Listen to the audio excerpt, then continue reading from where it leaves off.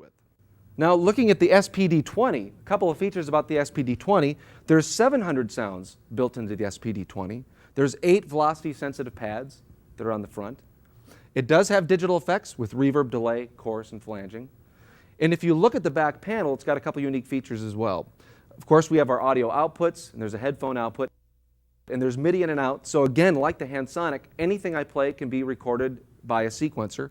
But there's 4 dual trigger inputs on the SPD-20, which is key to why the SPD-20 is such a versatile piece of equipment.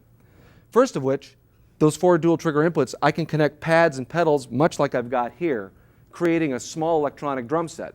I've got a kick drum controller, a hi-hat controller, snare pad, and hi-hat pad, so I can play it like a small drum set. The other way you can use those 4 dual trigger inputs is to incorporate an SPD-20 with your acoustic drum set. It's very effective in that manner, where you can put your SPD-20 right in your acoustic drum setup, not only trigger the 8 pads, but use those 4 dual trigger inputs to strategically place 4 more dual trigger pads around your setup. Now here's a really important point.